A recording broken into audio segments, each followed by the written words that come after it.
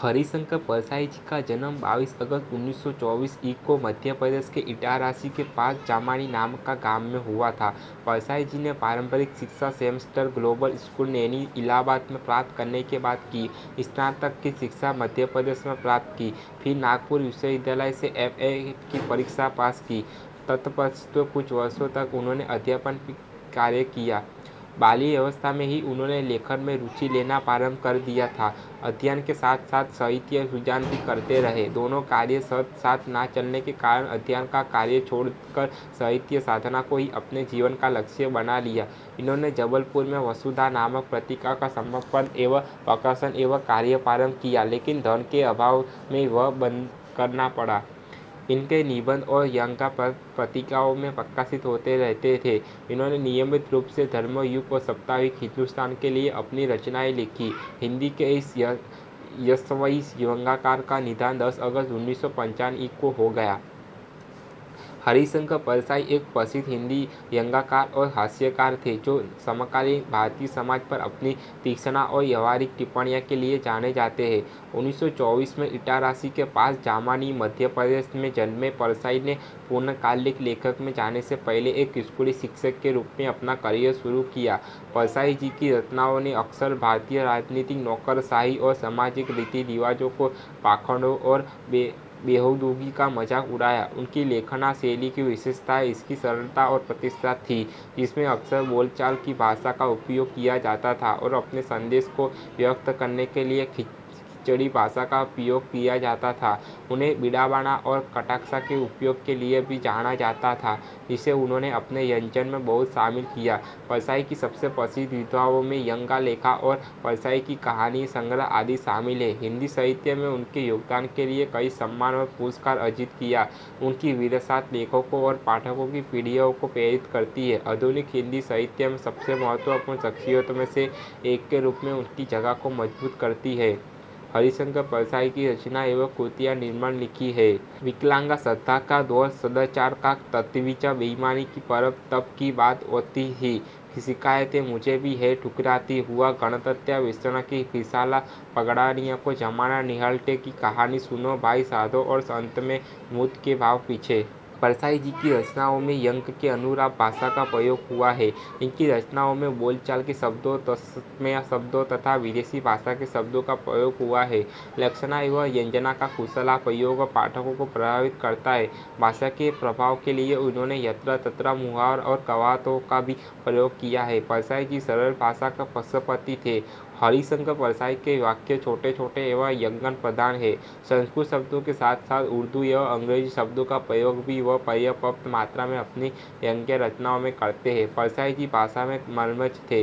शब्द की शक्ति से वे भलीभांति परिचित थे, ऐसा उनकी रचनाओं को पढ़ते पता चलता है। हरिशंकर परसाई जी का रचनाओं में शैली की विविधता दिखाई पड़ती है। शैली के जो विविध रूप उनकी व्यंजन रचनाओं में दिखाई पड़ते हैं, उनमें से प्रमुख निम्न प्रकार है। यज्ञापूर्ण रचनाओं में इस शैली का प्रयोग प्रमुखता से किया गया है। इसमें जीवन को विविध क्षेत्रों में व्याख्यान विसंगतियों पर करारी चोट की गई है। भाषा अवसर के अनुकूल सरल व्यावहारिक है तथा वाक्य छोटे छोटे हैं। लाक्षणिक पदवाणी एवं व्यंजन शक्ति का उपयोग भी उन्हें अपनी व्यक्तात्मक शैली में किया गया है। प्रश्नोत्तम शैली में हरिशंकर परसाई जी प्रश्नों की जड़ी लगा देते हैं और फिर स्वयं ही उनका उत्तर भी देते हैं। ऐसे प्रश्न पाठक को भीतर तक झकझोर देते हैं और सोचने विचारों को मजबूर कर देते हैं। यह इस शैली का अकद उदाहरण प्रस्तुत करते हैं। का से क्या है गले मिला, क्या मुझे उसने समेटकर कलेजा से लगा लिया? हरगिज नहीं, मैंने अपना पुतला ही उसे दिया। पुतला इसलिए उसकी भुजाओं में सौंप दिया कि मुझे मालूम था कि मैं धृतराष्ट्र से मिला रहा हूँ। हरिशंकर परसाई जी ने अपनी यज्ञ रंजनों में कहीं कहीं वर्णन विवेचना भी किया है। ऐसे स्थलों पर भाषा में गंभीरता है, संस्कृति पदावली का प्रयोग है तथा वाक्य छोटे छोटे किंतु कुशे हुए हैं। निंदा का उद्गम ही हीनता और कमजोरी से होता है। मनुष्य अपनी हीनता से दबता है। वह दूसरों की निंदा करके ऐसा अनुभव करता है कि सब निकृष्ट है और वह उनसे अच्छा है, उसके हक की हद से तुष्टि होती है। इस शैली में हरिशंकर परसाई गंगर में सागर बहते हुए सूत्रों में बात कहते हैं और फिर उसकी व्यवस्था करते हैं। परसाई जी के निबंध निंदा रस में प्रयुक्त कुछ ऐसे सूत्र वाक्य इस प्रकार है। जहाँ कहीं हरिशंकर परसाई जी जीवन के कटु यथार्थ को व्यक्त करते हैं, वहाँ उनकी भावना प्रबल हो जाती है और वे भावनात्मक शैली का प्रयोग करते हैं। ऐसे स्थलों पर चिंतन गौण हो जाता है, भगवान प्रबल हो उठती है, वाक्य छोटे छोटे तथा भाषा सरल एवं व्यवहारिक रहती है। निष्कर्मय रूप से कहा जा सकता है कि हरिशंकर परसाई जी ने सामाजिक रूढ़ियों, राजनीतिक विडंबनाओं तथा सामाजिक समस्याओं पर व्यंग्य किया और यथेष्ट कीर्ति पाई। ये एक सफल व्यंग्यकार के रूप में स्मरणीय रहेंगे। उनकी अज्ञा रचना हिंदी जगत में बड़े आदर की वस्तु है तथा एक व्यवहारिक के रूप में परसाई जी को हिंदी साहित्य का पर्याप्त यश प्राप्त हुआ है।